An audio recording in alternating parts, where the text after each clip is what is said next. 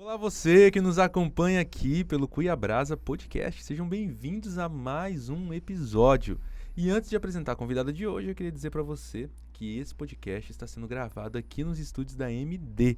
Se você deseja produzir algum conteúdo audiovisual, você deseja produzir seu próprio podcast, alugar algum estúdio para produzir algum vídeo para o seu canal do YouTube, um videoclipe para sua banda, um auditório para sua palestra, aqui na MD tem tudo que você precisa. Basta você apontar o celular para o QR Code que está aparecendo aqui para você na tela, que alguém da equipe da MD estará prontinho para te atender e te oferecer o melhor plano possível para sua produção audiovisual, beleza? E comigo aqui hoje está ela, a doutora Liane Maciel, ela que é dermatologista e rancenóloga. Seja bem-vinda, doutora. Muito obrigada pelo convite, por estar aqui. Que maravilha. Dermatologista e rancenóloga, é isso mesmo? Sim, dermatologista e rancenóloga. Hanseníase é uma área de atuação na dermatologia. E nós tratamos essa doença que é pouco conhecida, chamada hanseníase. Hanseníase. Então, eu lembro que quando eu era até moleque, enfim, tinha uma campanha que chamava Hanseníase tem cura, mas bom tempo atrás mesmo, né? Então a gente pode abordar um pouco mais a respeito disso, que é tão pouco conhecido como a senhora mesmo disse, né? E como que a gente pode estar fazendo para que as pessoas tenham mais ciência dessa doença? Então, como você bem lembrou, antigamente nas campanhas que nós fazíamos sobre a hanseníase, nós falávamos que era o dia D da mancha, né? Mas isso já se caiu por terra. Por quê? Porque a hanseníase ela é uma doença neurológica. É uma doença que acomete primeiramente os nervos periféricos. Então, essa pessoa vai ter sintomas dos nervos. Quais esses sintomas? São sintomas comuns, corriqueiros numa população. Câimbras recorrentes, muito intensas, noturnas. Fraqueza que começam a se instalar nas mãos, nos pés. A pessoa começa a ter dificuldade de pentear o cabelo, dificuldade de pegar uma panela, dificuldade de segurar algum objeto nas mãos. A pessoa tem formigamentos e as pessoas têm dores articulares.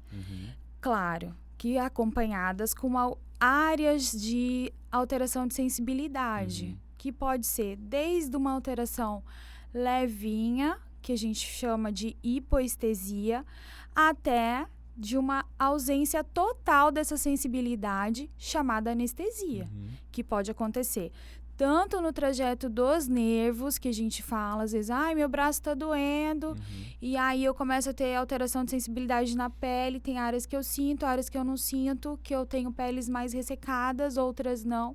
E isso é um dos sinais da doença. Mas antigamente era dito que o sintoma principal era a mancha na pele? Antes a gente, né, as campanhas falavam assim, doença da mancha, dia da mancha, mas isso hoje já está em desuso. Porque assim, um paciente, ele pode ter hanseníase e ele pode não ter manchas. Ou ele pode ter hanseníase e ele ainda estar num estágio da doença que as manchas não surgiram ainda. Ou são manchas atípicas, não são aquelas manchas encontradas em livros, em atlas ilustrativos de dermatologia. Muitas vezes não são aquelas manchas que o paciente encontra lá no Google, entendeu? Entendi. Porque podem ser só áreas com alterações de sensibilidade. Muitas vezes muito discretas, que até nós, rancenólogos, temos dificuldades de fechar esse diagnóstico, porque a gente tem que ter bastante destreza e experiência para saber que se o paciente ele tem sintomas, então eu posso encontrá-lo, tenho que encontrar nele essas áreas que podem ter alteração de sensibilidade que muitas vezes não serão fáceis de serem encontradas. Entendi. Então a mancha ela não necessariamente é uma etapa de evolução da doença. A mancha, ela pode surgir durante a evolução da doença, mas ela não é necessariamente obrigatória para que a gente feche o diagnóstico da doença. Entendi. Mas esses sintomas que a senhora mencionou a respeito dos corriqueiros do dia a dia, né? Eles são de estágios iniciais da doença? Sim, os primeiros sintomas, eles são neurológicos.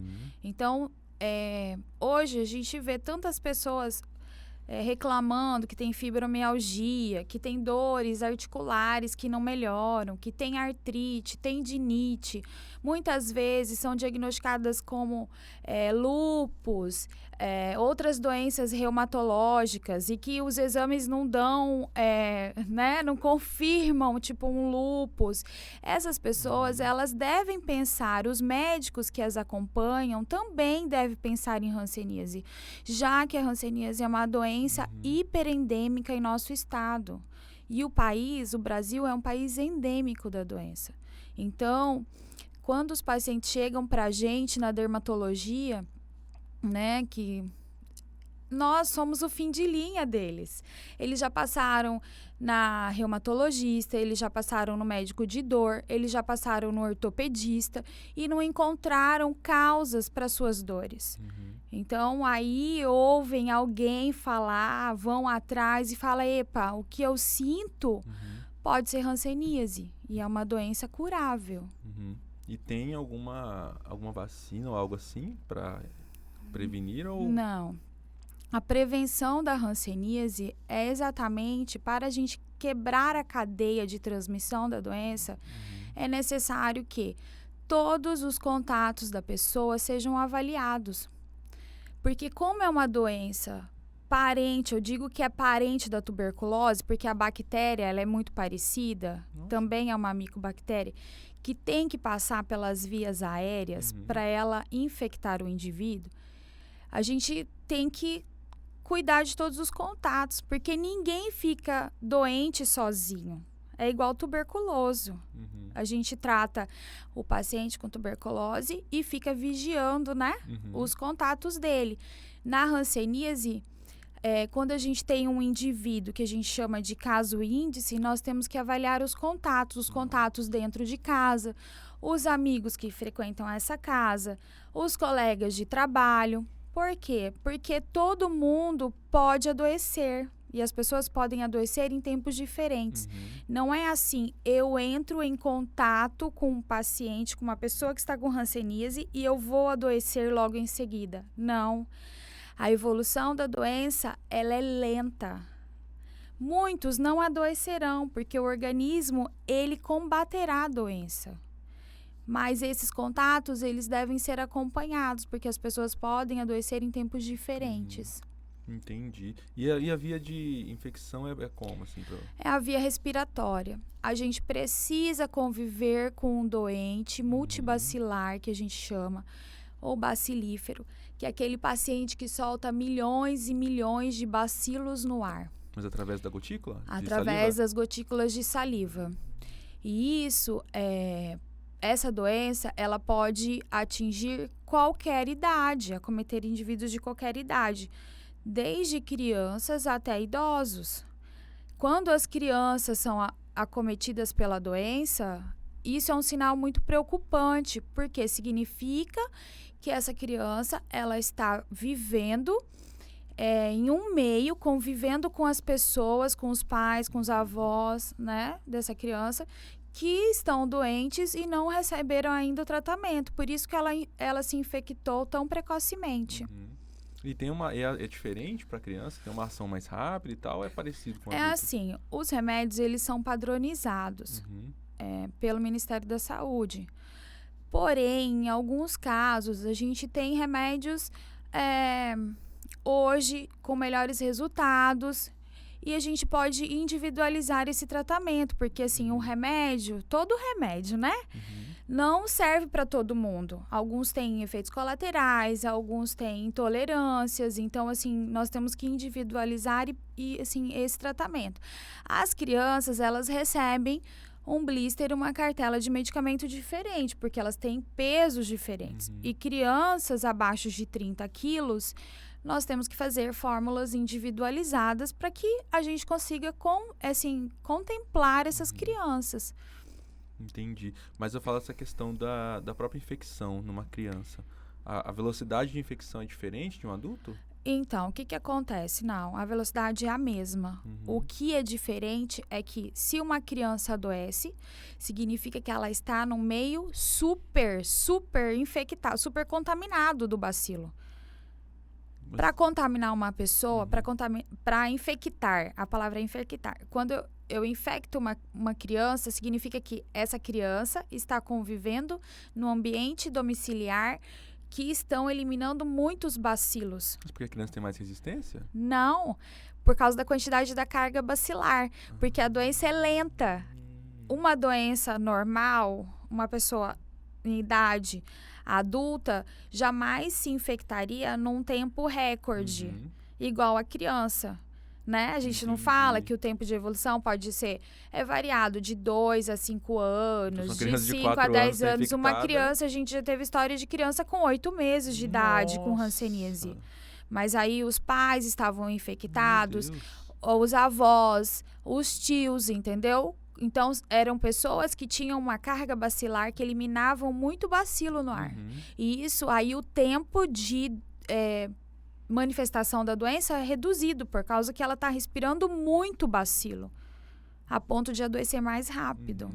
Nossa, entendi. Então, se uma pessoa descobre que teve, então, o círculo inteiro dela, sei lá, do trabalho, da faculdade, da escola, no caso de adolescente. Mas a gente tem que encarar isso não com preconceito, né? Eu falo assim, a gente tem que ter receio de quem tem hanseníase e quem não trata. Porque as pessoas que descobriram a sua doença e que está em tratamento, ela não transmite mais. E ninguém pega hanseníase no primeiro contato. Não é assim. A doença não é contagiante. Entendi. A doença é infectante. E é uma doença que demora muito tempo para se desenvolver. Às vezes a gente fala assim, eu peguei hanseníase do meu colega do trabalho. Mas, na verdade, quando a gente vai avaliar essas famílias desse paciente, a gente descobre que 30% dos seus familiares, eles também estão doentes. E que a probabilidade dele ter pego hanseníase dentro da própria casa é muito maior do que pegar hanseníase na rua. Entendeu? Entendi. Às vezes a pessoa fala, peguei no trabalho, né? Mas mudou de trabalho em 2 anos. E às vezes pegou hanseníase antes de entrar no trabalho. Você fala assim, eu peguei no trabalho. Mas assim, seus pais foram avaliados, Então. seus irmãos, seus tios, seus avós. Não que a doença seja hereditária, não é isso. O que é hereditário é a capacidade, a facilidade que a gente tem em pegar a doença, que é uma determinação genética. Mas a doença não passa de pai para filho, entendeu? Você entendeu? O que passa é a capacidade, né, maior ou menor da facilidade de pegar a doença. Fica emitindo a bactéria, jogando no ar a bactéria lá. Mas assim, não é hereditário. Então, assim, Então, a cadeia de transmissão, primeiro, ela tem que ser investigada dentro da própria casa do indivíduo. E é assim, eu estou com a doença, mas eu saí da casa do meu pai já tem 10 anos. Não importa. Você foi criado por eles. Você conviveu a maior parte do tempo da sua vida com os seus familiares mais próximos, né? Os parentes de primeiro grau. Então, são eles que deverão ser avaliados. Eu sempre falo assim, mas lá em casa nunca teve nada, né? Ninguém teve nada. Aí eu falo assim, mas você não tem nenhum parente, uma tia, um conhecido que tem dores, que tem diagnóstico de fibromialgia, que reclama que não melhora? Eu tenho. Eu falei, então nós vamos começar a investigação por essa pessoa. Porque, né? E às vezes a pessoa tem na família e não sabe, porque nem todo mundo fica comentando. Nossa, tô com uma dor. Vê a pessoa convive com aquela dor que é chatinha, mas não atrapalha no dia a dia e nunca fala pra ninguém, né? Justamente, a gente tem essas surpresas, né? Porque é muito comum, até no consultório particular, como eu sou uma das referências no estado em hanseníase, acabam chegando, né, pessoas no consultório por um outro motivo e falam, Eliane, tô com... Engraçado, meu dedo do pé tá meio dormente, aí você vai avaliar e você fecha critérios para hanseníase e aí você pergunta, você tem algum contato, teve algum contato com uma pessoa, com alguém na sua família que teve hanseníase? Não tenho. Eu falei, pois você vá atrás, porque as pessoas elas têm bastante preconceito e muitas vezes isso realmente não é aberto. Né? Eles não divulgam para os familiares, com medo, né? Lógico, do isolamento, de tudo. E isso não pode existir mais. Porque, assim, você imagina, eu falo assim que é a doença do amor ao próximo, né? que se você se ama e você ama aquela pessoa que está do seu lado, você vai abrir o jogo e você vai falar, porque não existe motivos para preconceito. Uhum. E como que é feito o exame de identificação? Então, nós passamos por um protocolo, né? Primeiro, nós fazemos no paciente, ouvimos, né? Primeiro de tudo, a gente conversa com esse paciente, ouve as suas queixas e depois a gente realiza um exame chamado avaliação neurológica simplificada. Que, resumindo, é você avaliar o paciente do fio do cabelo aqui até o dedão do pé. A gente observa como ele fecha os olhos, se ele tem os olhos secos, se ele tem alteração de sensibilidade na córnea, se ele tem alguma feridinha no nariz, se ele sente obstrução nasal, ressecamento nesse nariz. Palpa-se os nervos periféricos, os nervos dos braços, os nervos das pernas. E aí a gente faz uma avaliação chamada estesiometria das palmas das mãos e das plantas dos pés, que são fiozinhos que têm gramaturas diferentes, que eles recebem gramaturas diferentes de acordo com as cores diferentes que eles apresentam. Então, tipo assim, o filamento verde é o filamento que nós temos que sentir no corpo inteiro. Eu falo assim para as pessoas, Deus é perfeito. Com certeza. Você vai ter que sentir esse monofilamento em praticamente todo o seu corpo. Quando eu não sinto... Pode sentir no pé, você pode sentir o monofilamento azul, que é de 0,2 gramas. Mas no restante, Deus é perfeito, você tem que sentir tudo. Filamento? Ele é o quê?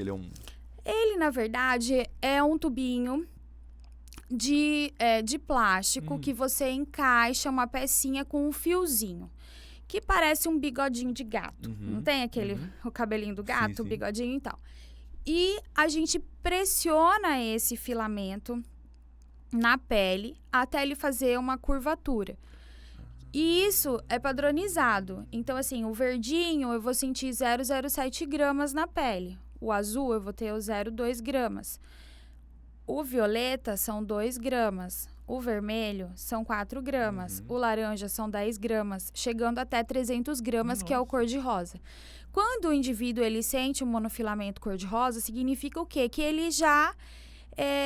ele ainda tem a sensibilidade protetora. Se ele não sente o monofilamento cor-de-rosa de 300 gramas, ele já perdeu a sensibilidade protetora dele. É aplicado direto na pele? Assim? É, direto na pele. A gente vai testando as mãos, a gente tem os pontos das mãos que a gente testa e a gente tem os pontos nos pés. E essa estesiometria cutânea ajuda muito a gente a fazer com que o paciente observe aquilo que ele está tendo de alteração na pele. Então, assim, até no meu site a gente mostra que em uma área que a gente encontra uma mancha, né? Nós testamos essa área com esses monofilamentos, chama de Siemens, e nós vamos colorindo essa pele de acordo com a sensibilidade que o paciente apresenta. E aí, no final, quando a gente tem uma alteração, você observa que as cores, elas ficam parecidas com um mosaico, né? Mosaico de cores, é uma misturinha de cores. Então, a hanseníase tem essa característica. Numa área eu sinto, numa área eu sinto menos, numa área eu sinto mais, numa área eu não sinto nada, entendeu? Entendi. Então, eu vou tendo essas alterações de sensibilidade diferentes aos monofilamentos diferentes, entendeu? Entendi. E a pessoa que não tem hanseníase, ela sente tudo em todos? Sente tudo em todos. Entendi. Todos iguais, né? Então, a hanseníase, ela é uma doença que é muito forte, essa característica dela, da assimetria. Então, a bactéria, ela vai se alojar lá no nervo. Ela vai desorganizar o seu nervo. Eu falo assim, que quando você desencapa o fio elétrico, né? Que é o que a bactéria faz com o nervo, você dá curto-circuito, não dá? Dá choque, não dá? Então, assim, só que a bactéria, ela não come o nervo inteiro. Come, né? Ela não destrói o nervo inteiro. Ela destrói partes desse nervo. Então, como ela destrói partes desse nervo, eu vou ter no exame de ultrassom de nervos periféricos, que hoje é o exame considerado mais sensível e mais específico. Como nós já falamos, é uma doença neurológica. Então, no ultrassom de nervos periféricos, eu já consigo identificar precocemente se esse indivíduo tem alteração do espessamento do nervo, que é o que a hanseníase provoca, bagunça nesse nervo, nesses fascículos nervosos, chamado desorganização fascicular, em pontos, né? E aí eu falo que a medicina é linda, né? Porque quando a gente avalia o paciente dos pés à cabeça, ouve as suas queixas, faz o exame da avaliação neurológica simplificada, completa, e complementa com uma ultrassonografia ou complementa com uma eletroneuromiografia e dá alterado, eu consigo fechar o diagnóstico, porque eu consigo ver que ele apresenta um nervo espessado com alteração de sensibilidade no trajeto dele, entendeu? E isso é um critério para a hanseníase. Que bacana, agora eu tô curioso para ver depois esses filamentos certinho, porque eu fiquei curioso mesmo. Muito legal, a gente pode falar. Achei interessante demais isso, assim, sabe? Porque é de literalmente teste de sensibilidade, porque a gente fica pensando, como que vai ficar, né? Tocando com a mão mesmo para ver, porque isso é muito mais específico, né? Assim, é um teste muito refinado, né? Porque nos postos de saúde ainda nós fazemos os testes térmicos, que são com quente e frio, e o doloroso, que são com pontinhas de agulha. Pontinha de agulha? Com a pontinha do biselzinho da agulha, a gente consegue dar, eu falo assim, umas espetadinhas, sabe? No paciente, para saber se aquela sensibilidade está preservada ou não. Mas não tem nenhum um exame que faz alguma coleta de um pedacinho? Tipo, sim, tem existe. Assim, é importante a gente frisar que a doença hanseníase, a gente não tem nenhum exame que eu tenha certeza. Eu falo assim, exames laboratoriais, exames complementares, exames de arsenais, né, diagnósticos, que eu tenho uma certeza, assim, o paciente tem a hanseníase ou o paciente não tem hanseníase. Não existe isso. O que vai descartar se o paciente tem a doença ou não, isso é muito importante, é a avaliação clínica do médico experiente, né, na doença. Então, assim, esse exame que você fala, que é o exame da orelha, que é o exame chamado baciloscopia, que a gente faz um cortezinho na orelha e a gente faz um raspado intradérmico. Então, a gente pega a pontinha do bisturi e a gente faz um raspado nos pontos que a gente chama pontos índices, que são lóbulos das orelhas, cotovelos e joelhos. O que a gente procura nesse exame? Nós procuramos encontrar o bacilo de Hansen. Direto logo no bacilo. Só que tem um detalhe, não são todos, porque a hanseníase não existe só um tipo de hanseníase. Nós temos vários tipos. É uma classificação grande dos tipos de hanseníase. Então, somente 2 tipos de hanseníase que a gente tem uma positividade nesses exames, que são 2 tipos, que são a hanseníase dimorfo-virchoviana e a hanseníase virchoviana, que são as hanseníases que têm que são as classificações de hanseníase que tem mais bacilo, porque o bacilo ele fica alojado, ele vai esconder nos pontos mais frios do corpo, que são os pontos dos lóbulos das orelhas, nos cotovelos, nos joelhos, entendeu?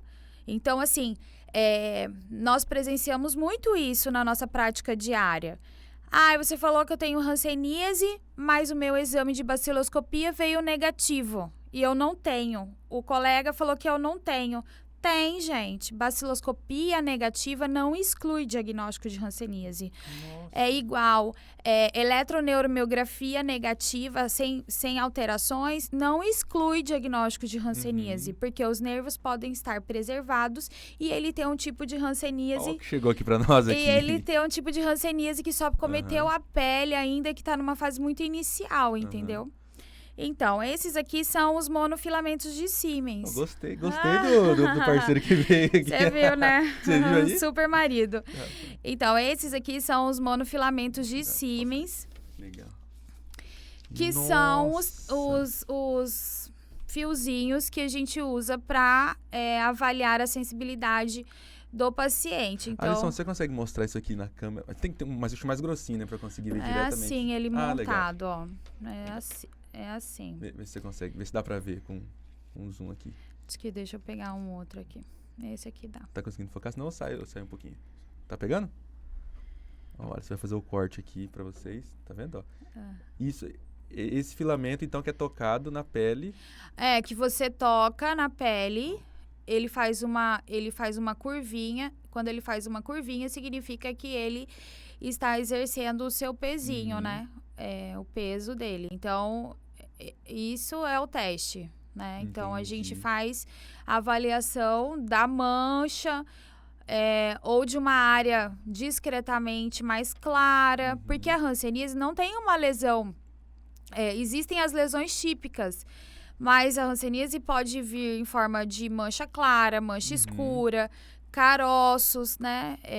Como eu trabalho também no SUS, a gente pega muito paciente que vem com lesões tipo pápulas, que são os carocinhos, às vezes orelhas cheias de carocinho, corpo cheio de carocinho, e é tratado como foliculite, queloide, essas coisas. Pode ser hanseníase, porque o indivíduo tem tanta bactéria que já está se multiplicando na pele. Então, assim, se você tem uma lesão, né, diferente, que você não sabe o que está acontecendo, precisa ser examinado, porque também pode ser hanseníase. Não existe uma lesão tipo assim, essa é hanseníase. Não, hanseníase pode parecer até com uma micose. Né, que a gente chama de dermatofitose, as micoses cutâneas, que é impinge, né? Não tem tanta gente que é conhecida como impinge. Tem um monte de pacientes que chegam para mim com lesões achando que são fungos, e na verdade é hanseníase.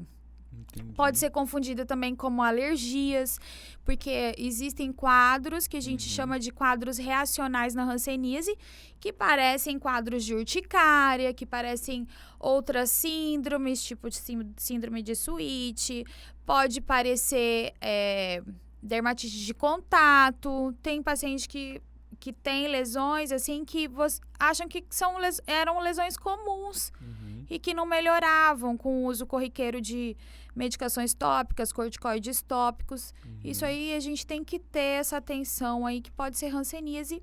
Nós estamos vivendo num estado hiperendêmico da doença, e tudo deve ser visto, né, com outros olhos. Entendi. Então você falava do protocolo que chegava aqui e tal, fez esse exame, fez aquele outro que você falou, né, dos nervos do...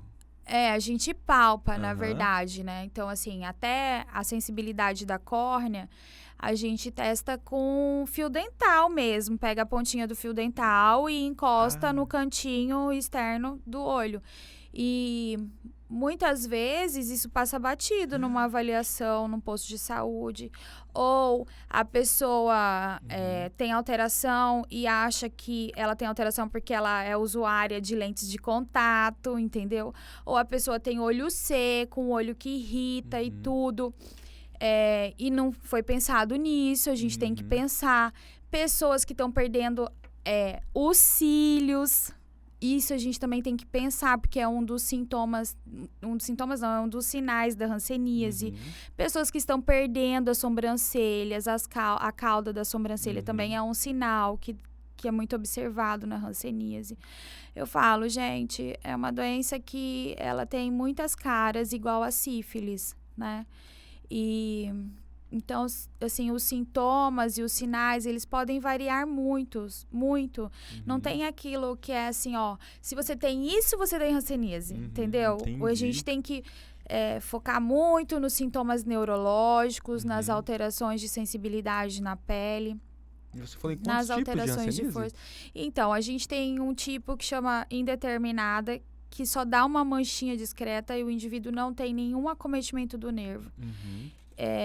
Essa é a fase inicial da doença. Depois a gente passa por uma fase que é uma fase tuberculoide. Na classificação tuberculoide, a gente tem as lesões que parecem lesões de micose. Você jura de pé junto que aquilo lá é uma impingem. E, na verdade, é uma hanseníase. O que vai diferenciar isso? A alteração de sensibilidade na área da lesão, tá? E aí, a gente, com o passar do tempo, se o organismo não der conta de conter a doença, a gente vai passando por um polo que a gente fala que é um polo instável da doença, que é a hanseníase dimorfa. Isso, a hanseníase na dimorfa, ela já cometeu vários nervos. O paciente pode ter várias manchas que são confundidas até com pano branco, tá? Até com pano branco. Até com pano branco. Mas, assim, a gente tem que reforçar que o indivíduo já vai ter dores articulares, já vai ter alteração de sensibilidade nas mãos, nos pés, pode ter formigamento, cãibra, alteração de força. E aí a gente vai caminhando para o polo mais grave da doença se a gente não tratar nessa fase, que é a fase virchoviana.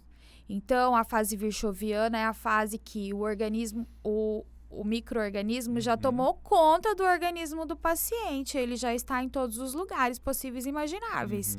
Então, o indivíduo, ele vai começar a ter queda da sobrancelha, ele vai começar a ter uma orelha mais gordinha, ele pode começar a ter queda de cílios, ele vai começar a aparecer caroços no corpo dele, que ele não vai saber o que é. Pode ser confundido nessa fase até com uma doença chamada neurofibromatose, que é uma doença genética que vai dando bolinhas no corpo do indivíduo, entendeu? Então, assim, é uma doença de muitos espectros, né? Espectros que eu falo de muitos tipos, porque a hanseníase, ela depende muito do sistema imunológico do indivíduo. Se o paciente tem um sistema imunológico celular muito bom, que é o sistema de defesa inicial, vai combater a doença. Não são todos, não são muitas pessoas que adoecem. Na literatura fala que a cada 10 pacientes, apenas um adoece. Que o organismo não consegue conter. Então, o sistema imunológico, todo o quadro da hanseníase é dependente do sistema imunológico do indivíduo. E assim, isso reflete também quando o indivíduo trata da hanseníase. Tem gente que começa o tratamento e vai até o fim, sem ter muitas complicações, sem ter problemas com as medicações, evoluindo super bem. E tem gente que começa o tratamento da hanseníase, começam a piorar as dores, tem várias reações hansênicas durante esse processo. Por quê? Porque o indivíduo, a gente tem que pensar que cada indivíduo é diferente um do outro. E o nosso organismo é diferente, a nossa resposta do organismo frente às nossas doenças são diferentes um do outro. Então, isso é importante dizer, né? Porque às vezes fala assim, mas meu amigo tratou e passou mal com o tratamento. Não, existem tratamentos individualizados. São muitas variáveis, né? Sim, é uma doença difícil, é uma doença muito difícil. De se tratar, de se diagnosticar, do paciente conseguir digerir esse diagnóstico, de aceitar. É um longo tempo de tratamento, né? Mas esses tipos que você me falou agorinha, eles são etapas do desenvolvimento da doença ou tem pessoas que têm algum desse tipo e não tem do outro? Só para eu entender, ficar mais claro, assim. É assim, depende do sistema imunológico. Então, quem tem um sistema de defesa forte, vamos supor assim, ou ele vai extinguir a doença, o organismo dele vai dar conta da doença, ou ele pode ter a forma tuberculóide da doença, que é a forma que parecem as micoses da pele. Entendi. Né? Aí, as lesões parecem micoses. Deslanchando. Se eu não trato, se eu não vejo, se eu não sou diagnosticado, se eu abandono o meu tratamento, a doença, ela vai progredindo. O que eu te falei é um caminho. Entendi. Eu perguntei porque a hora que eu falei daquele exame da orelhinha que você mencionou, né? Que tira um pedaço e tal, que não são em todos os tipos que diagnostica. Isso que eu fiquei na dúvida. São em parte da etapa do desenvolvimento dela que diagnostica, então? Porque assim, se o indivíduo fala assim, foi diagnosticado, eu não quero tratar, eu não quero ser tratado, eu não vou tomar esse remédio, ele vai abandonar o tratamento... Ou um outro colega médico falou que ele não tinha doença e ele acreditou naquilo. Se ele não for tratado, ele vai evoluir para o polo mais grave da doença. Então, esse exame da orelha que você falou que a loja ali, às vezes, não desenvolveu o suficiente para dar diagnóstico nesse ponto ainda? Sim, não tem bacilos multiplicados o suficiente para aparecer. Mas se o paciente não for tratado, ele pode evoluir para o polo grave da doença e ter grandes sequelas. Entendi. Nossa, agora ficou extremamente claro. Entendi. Entendeu? Entendi. É que eu tava confundindo um pouquinho na minha cabeça. Porque assim, é uma doença difícil. Sim. Até para os médicos é uma doença muito difícil de lidar, de entender o processo e tudo. E aí, quando a gente tem esse primeiro contato realmente com a doença, é difícil a gente, né, ter na cabeça uma linha de evolução de como essa doença pode evoluir. E o paciente que ele tem uma doença autoimune, tipo diabetes, por exemplo, tem algum impacto no desenvolvimento da hanseníase? Então, o diabetes é uma das doenças que fazem diagnósticos diferenciais com hanseníase. Por quê? Porque o paciente diabético, um diabetes descontrolado, com o passar do tempo, ele pode ter o que a gente chama de neuropatia diabética, né? Que é uma alteração dos nervos e da sensibilidade de algumas áreas nesse exame aqui chamado estensiometria nas regiões plantares ou nas regiões palmares. Então, mas existe uma diferenciação que quando eu faço a avaliação neurológica simplificada, que é um exame que deveria ser feito também em todos os pacientes diabéticos, porque com a estensiometria eu consigo monitorar essa alteração de sensibilidade desse paciente e a evolução dessa neuropatia também. No diabetes, a gente tem um padrão de simetria. Geralmente, os dedinhos, o segundo terço do pé dos pés desse paciente vão ser semelhantes de um lado e o outro. Um lado e outro são iguais, semelhantes. E da hanseníase, não. A gente passa a ter uma assimetria. Lembra que eu te falei? Então, o paciente diabético pode ser que ele não tenha neuropatia diabética e tenha alguns sintomas ainda ali de dor assim, e tal. A hanseníase, a doença hanseníase, ela pode estar associada com outras doenças. Tipo assim, o paciente pode ter diabetes e hanseníase. O paciente pode ter fibromialgia? Pode. Ele pode ter fibromialgia e hanseníase? Pode. Ele pode ter lúpus e hanseníase? Pode. Eu tenho pacientes que têm lúpus e têm hanseníase. E que o reumatologista falou assim, olha, você tem lúpus, tá aqui. As suas provas inflamatórias, os autoanticorpos do lúpus estão aqui. Você tem lúpus. Mas o seu dedo está dobrando em um padrão que não é padrão do lúpus. É um padrão de hanseníase. Procure um hansenólogo, entendeu? Entendi. Então, às vezes, é que você mencionou a questão da neuropatia diabética, né? Eu conheço pessoas, né, próximas a mim que têm diabetes e tal, tem esses sintomas de dores. Por isso que eu tô perguntando até com um pouco mais, né, profundo nisso. Então, pode ser que a pessoa ela tenha ali sintomas de neuropatia, vê que não é, mas você não tem. Mas esse sintoma aqui, que você falou da simetria, né, e tal, pode ser que seja... Sim. Muitos pacientes com diagnósticos de neuropatias incuráveis, sabe? Tipo... você tem dor, você tem uma neuropatia, sua neuropatia é incurável e você vai evoluir, pode evoluir para uma forma grave da neuropatia e vai ficar sequelado assim.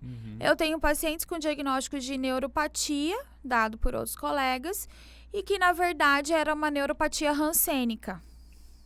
Então, assim, a gente trata a hanseníase e a gente consegue fazer com que essa sensibilidade que antes estava perdida, ela volte à normalidade. Isso é um protocolo que a gente deve seguir. Um paciente que tem hanseníase ou que tem neuropatia diabética ou outro tipo de neuropatia, a gente tem que fazer a avaliação neurológica simplificada para monitorar essa evolução dessa neuropatia. E cada neuropatia tem um padrão. E muitas vezes a hanseníase não entra no diagnóstico diferencial dessas neuropatias, porque as pessoas acham que a hanseníase já foi eliminada. E ela não foi ainda. E nós estamos longe, muito longe dessa eliminação dessa doença. Entendi. E em termos de fatalidades, assim, comparado com o número de casos e o número de mortes, né, de hanseníase, ainda tem alguma elevação? Como que tá isso? Então, assim, os casos, ano passado, nós tivemos mais de 4.000 casos diagnosticados no Mato Grosso. Isso é alarmante? Eu vejo hoje com outros olhos, porque se nós temos um número alto de casos diagnosticados no estado, significa que nós estamos tendo médicos mais capacitados para fazer o diagnóstico precoce dessa doença, né? E mudar o ciclo, né, de transmissão dessa doença. Então, assim, as causas de morte por hanseníase são... podem acontecer? Podem acontecer. Quando? Quando os pacientes eles estão no estágio muito avançado da doença, a ponto de ter quadros reacionais gravíssimos e com complicações.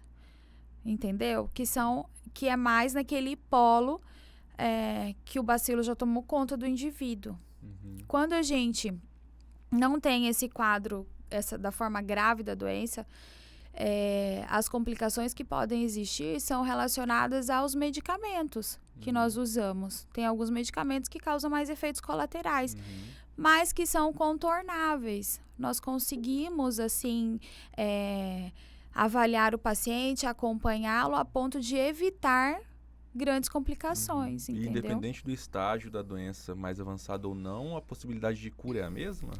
Então, quando a gente fala de cura, nós estamos falando nos diagnósticos precoces da doença. Porque nós não podemos falar de cura de uma sequela. Tipo o que, Eliane? Se o paciente já inflamou esse nervo várias vezes, né? De forma recorrente. E teve um encurtamento desse nervo. Teve, na verdade, os dedinhos ficaram em garra, alguma coisa assim, hipotrofiaram os músculos, né, das mãos, dos pés, alterou a marcha. Isso torna-se mais difícil, porque nós não temos ainda no estado uma rede de apoio capaz de reabilitar esse paciente a ponto dele voltar, né, a uma vida, eu falo assim, reabilitado. Porque, assim, o seu músculo, tipo assim, você lesionou seu nervo, não tem como você trocar o seu nervo por outro, não é verdade? Sim. Então, o foco do tratamento da hanseníase é evitar as sequelas. Porque se nós não tratarmos, nós podemos ficar sequelados. E as sequelas podem ser sequelas leves, como sequelas graves, né? Vamos supor, um indivíduo em plena idade laborativa, né? De produção, de sonhos e tudo, ficar com sequelas nas mãos, a ponto de não conseguir escovar os dentes, pentear o seu cabelo. É complicado, é muito triste isso. Mas a gente ainda tem um número considerável de pacientes que a gente recebe já com um grau de deficiência 2. E isso significa que, quando a gente tem um número expressivo de pacientes com diagnóstico já com deficiência 2, significa o quê? Que nós estamos retardando o diagnóstico desse paciente. O tratamento dele não é precoce. Porque a partir do momento que eu olho para o paciente e eu vejo que ele tem sinais de hanseníase, visualmente, ele já não é um paciente com diagnóstico precoce. Ele é um diagnóstico tardio. Eu falo assim que até o pipoqueiro lá da rua vai saber que o paciente ele tem hanseníase. E o nosso trabalho é fazer com que a gente consiga diagnosticar o mais precoce possível esse paciente, para que ele evite todas essas sequelas. Entendi. E o tratamento é feito por medicação oral? O tratamento é feito por uma mistura de antibióticos, né? São vários antibióticos que são administrados para o paciente. Uma dose é uma dose mensal. Uma vez por mês ele vai no posto de saúde e toma na frente da enfermeira. E 2 medicamentos ele toma diariamente em casa. Esse tempo de tratamento pode variar bastante, apesar de a gente ter manuais que falam que é só 12 meses ou que são só 6 meses. Mas lembrando, né? Cada indivíduo é um indivíduo, a gente precisa individualizar esse tratamento. E o tratamento ele pode ser de 6 meses até mais de 2 anos. Depende de cada situação, de cada evolução da doença. E tem algum acompanhamento, possibilidade de acompanhamento de fisioterapia para esses pacientes que já começaram a enfraquecer os nervos? Sim, a gente tem. O paciente, ele tem que ser reabilitado, né? Ele tem que ser avaliado. O paciente de hanseníase não é um paciente que a gente trata, olha, beijo, tchau, você está curado, não volte aqui nunca mais, porque você não precisa de mim mais. Não. O paciente de hanseníase deve ser acompanhado pelo menos a cada 3 meses, refeita a avaliação neurológica simplificada nele. A gente tem que ficar atento, porque a partir da avaliação neurológica, se ele tiver uma alteração, ele pode estar tendo uma inflamação dos nervos, que eu vou ter que agir rapidamente para que desinflame esse nervo. Aí entra o trabalho da fisioterapia, né? Hoje nós temos vários fisioterapeutas no estado que são capacitados em hanseníase, que têm tecnologias para ajudar nesse processo de desinflamação do nervo, né? E esse paciente, ele é acompanhado. Mesmo depois da alta, o paciente deve ir ao posto de saúde o acompanhou, realizou seu tratamento, para que ele faça uma avaliação periódica. Eu falo, se não der a cada 3 meses, né? Porque a gente sabe como são, né? As vagas de regulação, a gente tem esse problema, que ele seja reavaliado a cada 6 meses. E antes a gente falava que a gente ia acompanhar esse paciente por 5 anos. Hoje a gente sabe que nós vamos acompanhá-lo por 10 anos ou mais, para o resto da vida. Né? Porque lembra que eu falei para você que a nossa preocupação é que o paciente, ele adoece. Se a gente não avalia os contatos, não tem essa monitorização dos contatos, a gente vai perdendo, porque eles vão adoecendo em tempos diferentes. Se um paciente adoece em tempos diferentes e ele elimina muita bactéria, ele pode recontaminar o que ficou doente primeiro, entendeu? Entendi. E a doença vai perpetuando naquele vai e volta naquele núcleo, entendeu? Então, assim, o segmento do tratamento, ele é muito importante. Muito importante. Entendi. Nossa, entendi. Que bacana. E, doutora, se alguém quiser te encontrar, as redes sociais, algum site, você me ensinou que tem um site, né? Qual que é? Então, eu sou proprietária da Clínica Liderme, que legal. tá? A Clínica Liderme hoje, ela é referência em dermatologia clínica e também em hanseníase. Eu fico na Isaac Povas. Tem um site que chama Doctoralia, que é facinho de nos encontrar. O paciente tem a facilidade de agendar consulta, inclusive consultas online, né? Tipo assim, você entra no site, você agenda a sua própria consulta, escolhe seu horário e tudo. Legal. E eu sou médica de referência da Baixada Cuiabana. Eu trabalho no ambulatório regionalizado, especializado em hanseníase de Várzea Grande, que para chegar lá, para eu atender, são pacientes que devem passar pelo SUS, né, e serem regulados para chegarem até mim.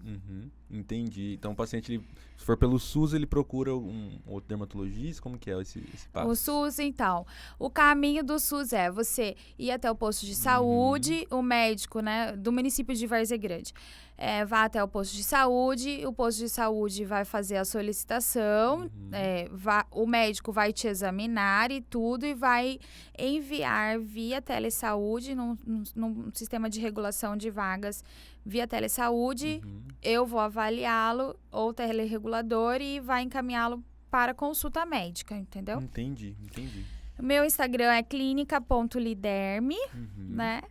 E tem o Facebook também, que é clínica.liderme, e nós estamos na Isaac Povas. Que maravilha. Qual a altura da Isaac Povas? No edifício Wall Street, sala 2, é uma sala térrea de frente mesmo para a avenida. Legal. Bacana. Viu? Muito obrigado pelo seu tempo, doutora. Eu que agradeço. Muito bacana mesmo, assim. Tenho certeza que agora quem tá assistindo tá lá tocando a parte do corpo. Acho que eu tenho sensibilidade, acho que eu tô com dor, tenho certeza. Verdade. Eu falo que isso já é Eu falo, na homeopatia a gente fala, né? Porque eu sou dermatologista e homeopata também. Na homeopatia, eu falo pro paciente, nós temos que nos observarmos, né? O que me faz sofrer, o que tá acontecendo com o meu corpo, porque a gente não pode deixar nada para depois. Tipo, se eu tô tendo uma alteração de sensibilidade, uma alteração de força, eu tô sentindo alguma coisa, meu corpo, ele está dando sinais que não está tudo bem, né? Alguma coisa está errada. Então, vale a pena ouvir essa dica que se você acha que não tá tendo, que você está sentindo alguma coisa diferente, vale a pena procurar ajuda médica. Maravilha. Então, mais uma vez, muito obrigado pela sua disponibilidade aqui com a gente. Eu que agradeço a oportunidade. Maravilha. E você que nos acompanhou até aqui, muito obrigado pela sua audiência. Não esqueça de se inscrever no canal, deixar o seu like e nos seguir no Instagram, Cuiabrasa Podcast. Seguir a doutora também no Instagram, nas redes sociais dela, tá bom? Então, muito obrigado para você que nos acompanhou até aqui. Vejo você na próxima. Tchau, tchau.